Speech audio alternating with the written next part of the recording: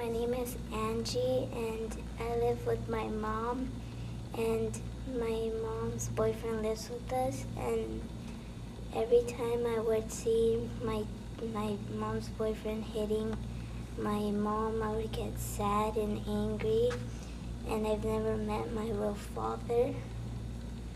So when my mom's boyfriend would hit my mom, I would run to my room, and he would just be hitting her and hitting her. What do you focus on when working with domestic violence victims? Safety is our primary consideration with families who had domestic violence. From beginning to end, that's most important. How do you work with the clients to ensure that they remain safe after therapy? We help clients develop safety plans. We help link them with resources in the community. That way they can have a stable home when the family is reunified. How do you help your clients break the cycle of violence? We want clients to see how violence entered the relationship and how it cycled through. Often this means they have to look at traumas from their past. We also want them to understand their strengths so they can keep violence from returning in the future. And it's very important that they understand how the violence affected the children to help the children heal and help the children feel safe in the future. Are you ever in contact with your client's social worker? With the client's written permission, I can talk to the social worker about how many sessions we've had and the types of things we've worked on in general. Typically, we don't make recommendations about reunification, and we don't disclose the specifics of a client session. Unless the client tells us about new child abuse or tells us that they're going to hurt themselves or somebody else, therapy is private. Our role in therapy is to create a safe place for change and for healing. And now tell me, does therapy end with reunification? Therapy often continues even after reunification. When the family comes back together, the relationships will have changed. The parent will be using new parenting skills. It's almost like we've changed the music and everybody has to learn a new dance.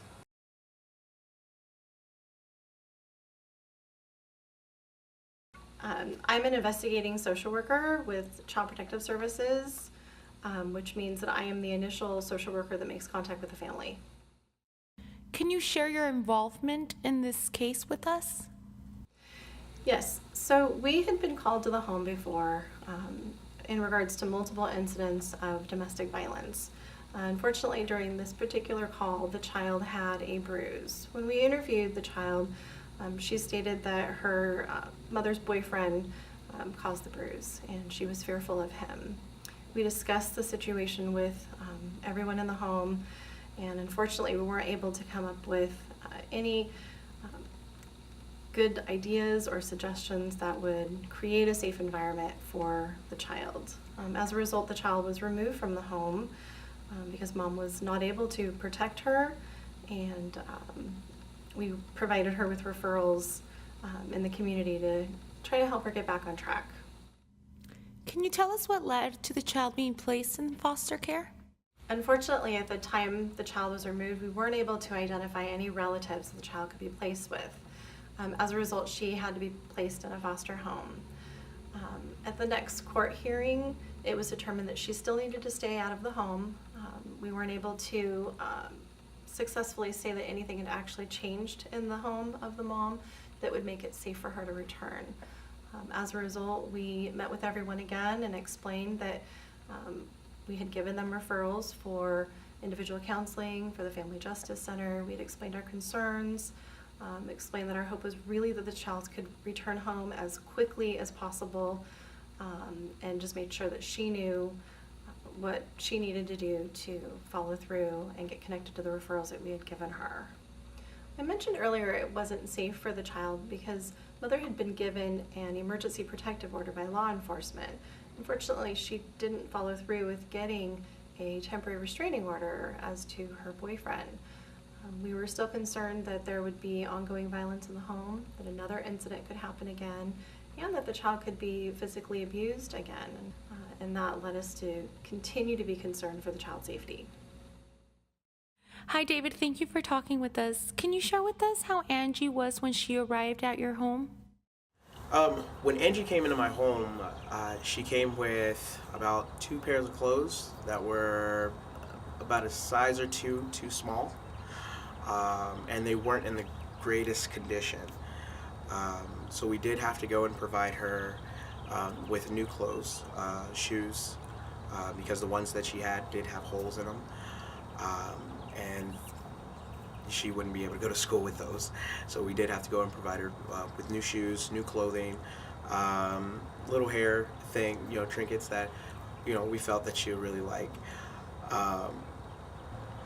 Um, Angie has had a little difficulty in, you know, uh, dealing with the other children. Um, she has been very standoffish, but that's completely understandable because of the situation she came from. Uh, when a child comes into your home, they usually have their guard up because they don't know who you are. They were taken from the only people they know and brought to a stranger's home. So it's for her to feel this way. We completely understand, and once again, that's why we try to make her as comfortable as possible. We have open dialogue with her, so if she is willing to talk, she can talk to us privately, together as a family, any way she possibly wants, to talk to us, so that she can express herself. Uh, we also provide color pencils, crayons, different things like that, so that she'll be able to write down whatever or draw a picture of however she's feeling.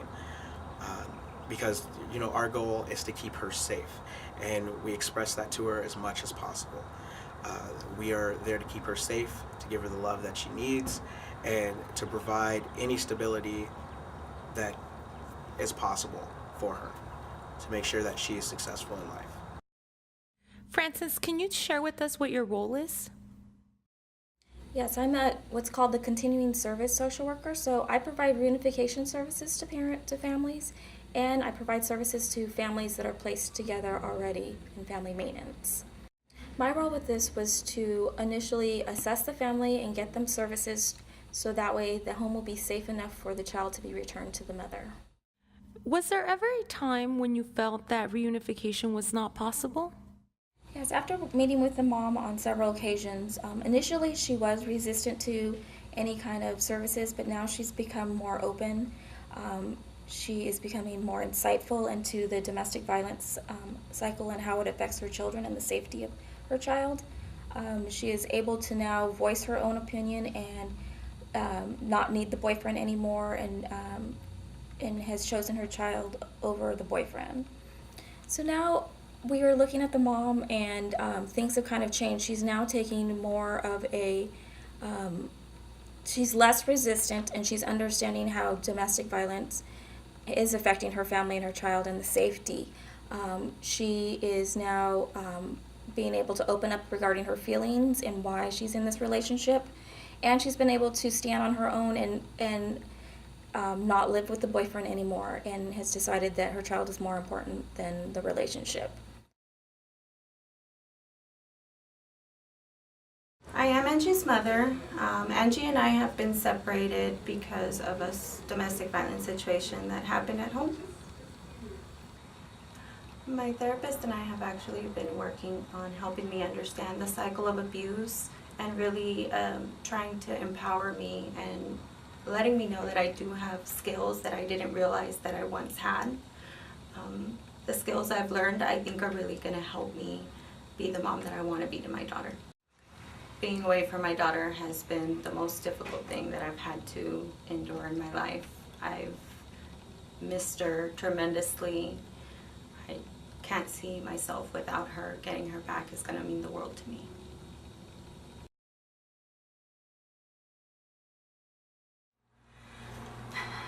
Angie's finally back home. I missed her so much. It was really hard to stay away from her. I did have to work some things out to get her back, but I'm really happy that she is. I missed her so much. I miss my mom a lot. Like, it was hard for me to stay away from her, and I just really missed her a lot.